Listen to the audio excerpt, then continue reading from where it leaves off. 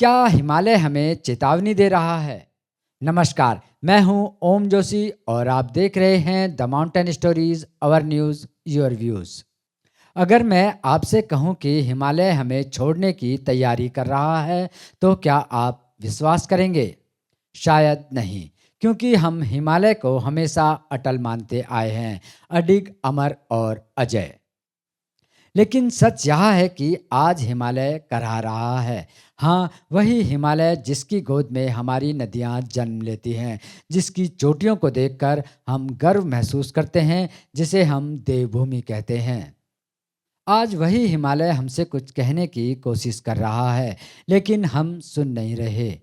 पहाड़ दरक रहे हैं, नदियां उफान पर है, ग्लेशियर पीछे हट रहे हैं, गांव की जमीन फट रही है और हम अब भी विकास और विनाश के बीच की रेखा को पहचान नहीं पा रहे।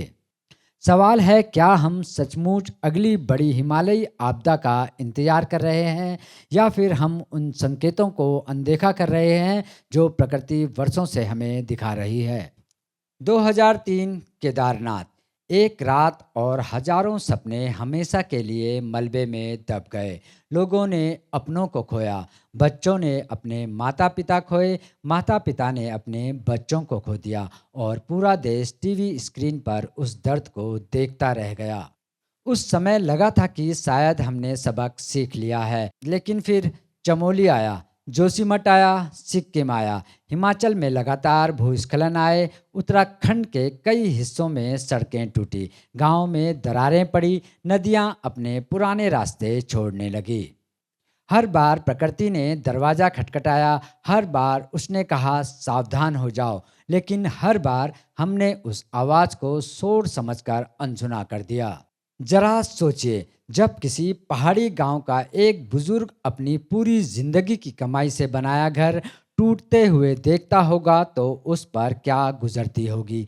जब कोई बच्चा अपने स्कूल जाने वाले रास्ते को नदी में बहता देखता होगा, तो उसके सपनों का क्या होता होगा। जब रात को सोते हुए लोगों को यह डर हो कि सुबह तक जमीन उनके पैरों के नीचे रहेगी भी या नहीं, तो वह जिंदगी कैसी होती होगी। ये केवल खबरें नहीं हैं, ये केवल आंकड़े नहीं हैं, ये इंसानों की ज़िंदगी है। और शायद यही वह बात है जिसे हम भूलते जा रहे हैं। विशेषज्ञ लगातार चेतावनी दे रहे हैं। जलवायु परिवर्तन हिमालय को बदल रहा है, तापमान बढ़ रहा है, ग्लेशियर तेजी से पिघल रहे हैं, नई ग्लेशियल झीलें बन रही हैं, अत्यधिक वर्षा की घटनाएं बढ़ रही हैं और हिमालय का नाजुक संतुलन कमज़ोर होता जा रहा है। लेकिन एक और सवाल है, क्या केवल प्रकृति जिम्मेदार है या हम भी? क्या हमने पहाड़ों की क्षमता से ज़्यादा बोझ उन पर डाल दिया है? क्या हमने नदियों को केवल संसाधन समझ लिया? क्या हमने जंगलों को केवल ज़मीन का टुकड़ा मान लिया?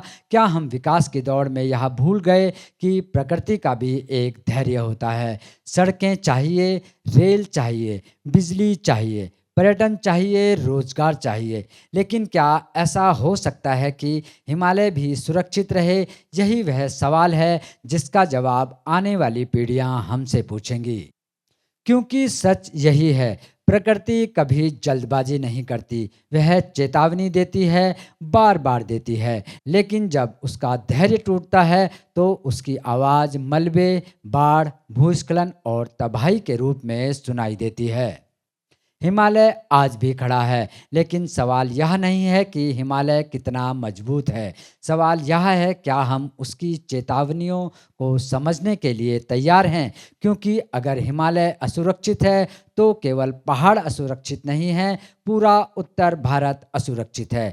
गंगा का मैदान असुरक्षित है, करोड़ों लोगों की जल सुरक्षा असुरक्षित है, हमारी आने वाली पीढ़ियां असुरक्षित हैं। और इसलिए यह कहानी सिर्फ उत्तराखंड की नहीं है, यह कहानी सिर्फ हिमाचल की नहीं है, यह कहानी सिर्फ सिक्किम या कश्मीर की नहीं है, यह कहानी हम सबकी है। क्योंकि प्रकृति जब चेतावनी देती है तो वह किसी राज्य की सीमा नहीं देखती, वह सिर्फ संकेत देती है। और इतिहास गवाह है, जो समाज उन संकेतों को समझ लेते हैं वे बच जाते हैं, जो उन्हें अनदेखा करते हैं वे इतिहास बन जाते हैं। तो अगली बार जब आप किसी पहाड़ी आपदा की खबर देखें, एक पल रुकिए, सोचिए, कहीं ऐसा तो नहीं कि हिमालय हमें बचाने की कोशिश कर रहा है, लेकिन हम उसकी आवाज़ सुन ही नहीं रहे। कहीं ऐसा तो नहीं कि अगली त्रासदी अभी लिखी नहीं गई है, लेकिन उसकी चेतावनी हमारे सामने पहले से मौजूद है। मैं हूं ओम जोशी और आप देख रहे थे the mountain stories, our news your views. मिलते हैं जल्द ही एक नई खबर के साथ। तब तक के लिए मुझे दीजिए इजाज़त। नमस्कार।